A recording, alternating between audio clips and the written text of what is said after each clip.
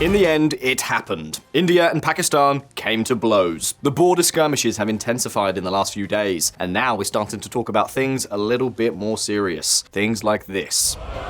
Pakistan claims to have downed Indian warplanes, vows response to strikes. According to Pakistan's armed forces, Pakistan reportedly shot down 5 Indian military aircraft, including French Rafale fighters. If true, this would be the first time a Rafale fighter has been shot down. India has strongly denied this, but a French source seems to have confirmed it. An advanced Indian Rafale fighter jet was shot down by Pakistan, French intelligence official confirms. Be that as it may, what is clear is that things have kicked off. You see, New Delhi is engaged in a military operation that has been dubbed Operation Sindoor, which, curiously enough, refers to the red pigment that you have probably seen Hindu women wear between their eyebrows or on their foreheads. Well, this operation started on Wednesday, 7th of May. Its objective, according to India, to attack terrorist camps. Nothing to do with the Pakistani army. This is something that, by the way, we've already told you would probably happen, and it has happened. We are facing the biggest confrontation between the two countries since 2019, when India carried out a very similar operation in Balakot. However, the problem is that just hours after this military operation began, disturbing news items such as these have started to appear. 12 killed in Indian-administered Kashmir by artillery shelling from across border, Indian media. India fires missiles into Pakistani-controlled territory, killing at least 26. The dead are already in the dozens, and there's no sign that things will de-escalate anytime soon. This logically means that the risk of a large-scale clash is skyrocketing. Border skirmishes are becoming more and more intense. And don't forget, we're talking about 2 nuclear powers with between 160 and 170 atomic bombs each. And clearly, what India sees as a legitimate operation against terrorist groups, Pakistan sees as an unjustified aggression against its sovereignty. Who is right? It's a complicated debate. Both countries are right, but at the same time, both are wrong.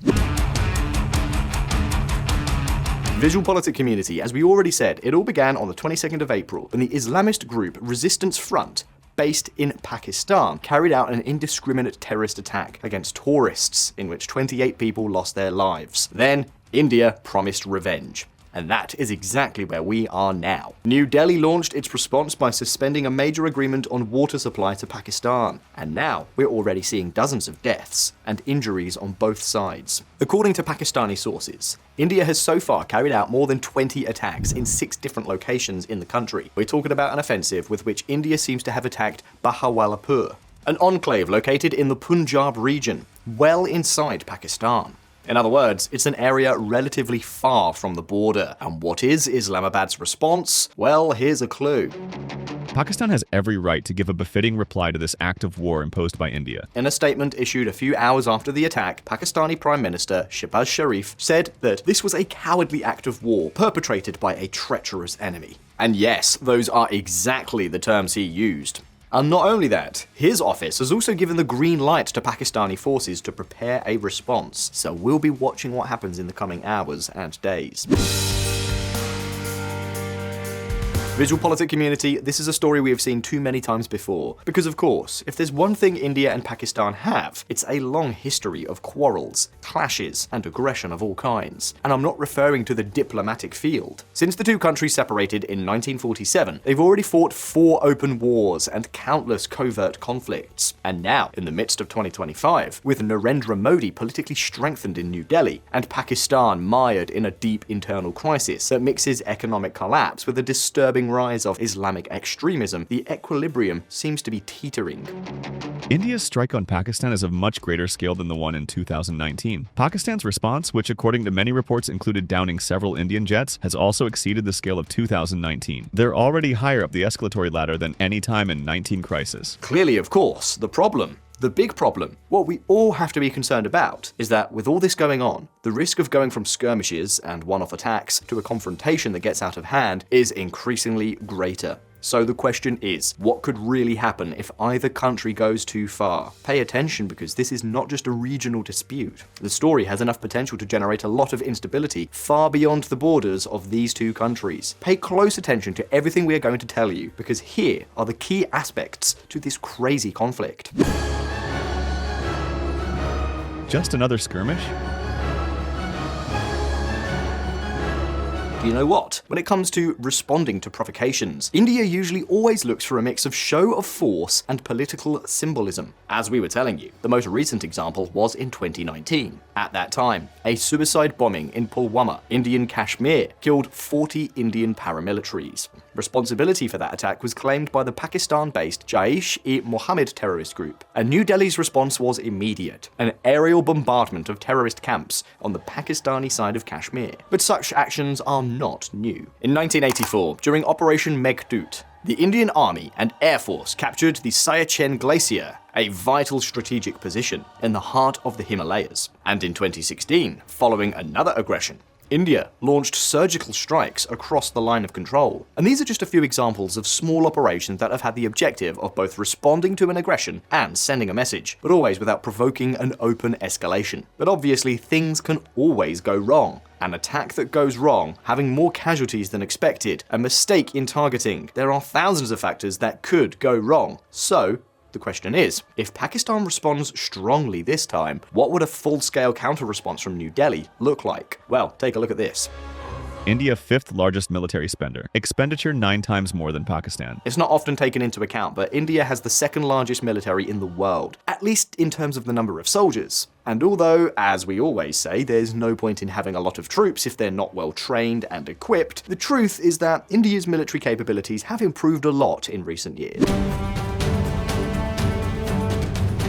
These days, it is a rather curious force, because we could say that it's hybrid. It has a lot of Russian weaponry, and a lot of Western weaponry, and this is not so common. For example, as many as 300 modern Russian Sukhoi 30 and 36 French Rafale fighters are in operation. Besides that, you can find Soviet Grad rocket launchers, as well as almost 300 modern howitzers, such as the South Korean K9 or the American M777. And take note of the latter, because if there's one thing India is above all else in military terms, it is a great artillery power. In Pakistan, they are well aware of that. In Islamabad, they know they cannot compete with the firepower that the Indian artillery has, so their deterrence capability is based mostly on Nazir missiles. And yes, we are indeed talking about them flexing their atomic muscle. These nuclear-capable missiles can carry a warhead of up to 5 kilotons and fire it up to 70 kilometers away.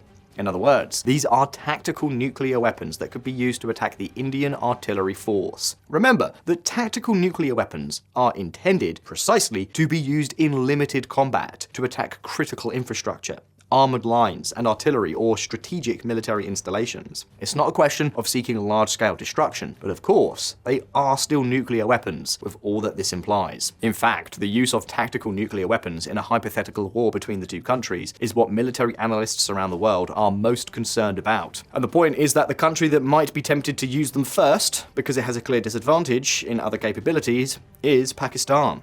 And clearly, when two countries like these collide, you never know how things are going to turn out. Also, keep another factor in mind. India's economy is already almost 10 times that of Pakistan. And this is crucial because it means that they could keep buying weapons, fuel, and ammunition for months. Pakistan, on the other hand, has even had to cancel military exercises due to lack of fuel. Not to mention that last year it needed another IMF bailout to avoid defaulting on its debt. This is a good thing, because it may actually limit the potential for escalation. But at the same time, although it makes it more complicated for it to happen should things get out of hand, Islamabad would probably have few other options than escalation with these tactical weapons if the Indians get out of line. In short, a shambles of 1,000 demons. Although let me stress, the typical pattern is for the skirmishes to remain basically just that the two countries flex some muscle, challenge each other, insult each other, slap each other a little bit in the face with everyone watching, and then move on to something else. However, take note, because apart from these weapons, there is something else absolutely crucial in this whole story. Something we already told you about just a few days ago here on VisualPolitik. I am referring to the Indus River. VisualPolitik community, it is said that water is life, but could it also be a weapon of war? Because if there's one scenario that could really cause an uncontrolled escalation, it has a lot to do with the use of water as a weapon of war. Pay attention, because what we're about to tell you next is the key to this whole story. The eye of the elephant. As you all know, war can take many forms, and many believe that one that could occur between India and Pakistan has to do precisely with water. India can starve us. Farmers in Pakistan decry suspension of crucial water treaty. Indus Treaty, which had survived 65 years and 3 wars between countries, has been paused after Kashmir attack. The Indus may appear at first glance to be a simple river, but in reality, it is an artery vital to Pakistan's survival, and it's even more vital now that they're in the midst of a drought. Well, India could use water as a weapon in 2 different ways. The first, suspending the Indus Waters Treaty, which we've already talked about here on VisualPolitik. And the second is using dams to cause natural disasters. 2 ways that at first glance may sound contradictory, but you will see that this is not the case. But let's look at them one by one, starting with the first thing, the Indus Waters Treaty.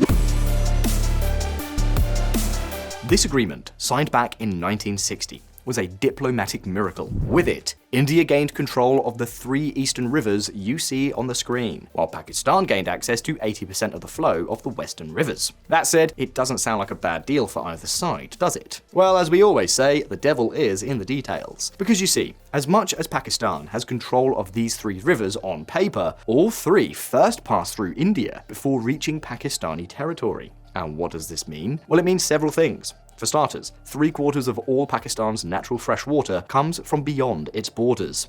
To make matters worse, 23% of the country's GDP, which corresponds to the agricultural sector, depends directly on water that India can control at will. And to complete this map, more than 1/4 of the energy consumed in Pakistan is hydroelectric. And clearly, if there's no water, you know what happens. Either there is less energy, or they need to produce it using more expensive sources. And okay, I know what many of you are thinking. Smart. India could cut off their water and completely dry up the country. Am I wrong? Well, yes and no. It's true that India has the capacity to reduce the flow of water to Pakistan in the event of war, or even temporarily cut it off completely. In fact, this is something it is already doing in this very conflict. Look at this. India cuts off water flow to Pakistan from dam on River Chenab. Now, India's water will flow for India's benefit, it will be conserved for India's benefit, and it will be used for India's progress. The intentions seem clear, don't they? Well, not so fast, because there's a great divide between words and deeds. Technically, India does not have the capacity right now to completely cut off water to Pakistan in the medium to long term, particularly from the Indus River. And this is not because India has neglected this issue or anything like that. This is because the Indus Waters Treaty with Pakistan sets clear rules on the water infrastructure that New Delhi can have, and the water it can withdraw or store. And we're going to give you hard facts. The 6 tributaries of the Indus River annually carry an average of 182 cubic kilometers of water from India to Pakistan. Well, the treaty only allows New Delhi to store about 4.4 cubic kilometers. And this was done, among other reasons, to avoid the kind of temptations we're talking about now. And you will say, but Josh, if you just told us that this treaty has been suspended, couldn't India now take enough capacity to dry up Pakistan completely? Well, if you've thought of it, imagine what Modi's thinking. The problem is that building the infrastructure needed to do that would cost billions and billions of dollars and a large number of tons of concrete. More importantly, it would take many, many, many years to complete. To give you an idea, right now, there are some dam hydropower projects underway in India, with completion schedules extending to 2032 or beyond. So imagine what it would be like to build the macro dams and gigantic reservoirs that would be needed to dry up Pakistan for a few weeks or months and wreak havoc. It would be insane. Now, if this operation is ruled out, does this mean that the use of water as a weapon is totally impossible for New Delhi? Well, no. The truth is that they could use it, but in another way. Take a look at this news item.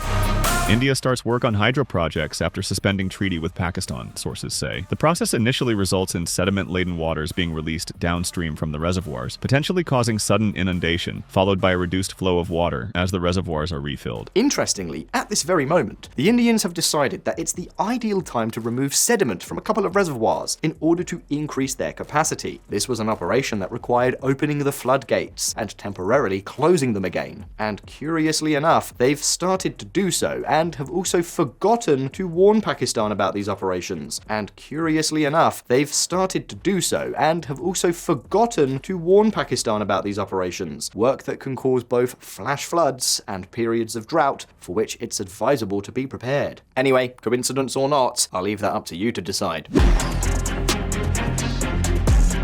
Now, some people are pointing out that India could cause massive floods in Pakistan by controlling dams as a weapon, right? Well, here the answer is also yes, but no. As just mentioned, the water treaty that is now suspended set a maximum amount of storage, and this materializes in practice in that the dams that India has on the rivers that flow into Pakistan are small, so the storage capacity of the reservoirs is also small. So if India wanted to use water as a weapon, it could generate some minor flooding by intermittently opening and closing the floodgates without warning. But we would hardly be talking about massive floods, because for that, there would have to be much larger reservoirs. So it's bittersweet for both sides. Also, if India were to get serious about playing this way, there is another risk they would have to take into account. The Indus River, despite its name, does not originate in India, but in Tibet, a region controlled by China. And when it comes to using water as a means of pressure, China has a track record that shows that it knows how to play that card like no one else. In 2016, following similar tensions between India and Pakistan, China blocked a tributary of the Brahmaputra flowing into India, arguing that it was a necessary measure for a hydroelectric project. However, the message was clear: if you put pressure on my ally, I put pressure on you. China has invested more than $25 billion in Pakistan for the China-Pakistan Economic Corridor, so it could intervene in a token way, using water against India if India uses it against Pakistan. Take note, this whole mess between Indians and Pakistanis could not only splash China, excuse the pun, there are more countries that, from further afield, are also watching very closely what is happening. Make no mistake that a large-scale collision would hit the entire region. Fortunately, that will most likely not happen. But whatever does happen, VisualPolitik will be there to tell you all about it. Until then, let's hear your thoughts. Do you think this conflict could end in an all-out war? And if that happens, do you think China, Turkey, or the United States would be willing to intervene in favor of either side? Leave us your opinions below in the comments and we'll launch a debate. And very important, if you like this video, please give it a like and subscribe to VisualPolitik if you haven't done so. See you in the next video, take care, and I'll see you next time. Cheers.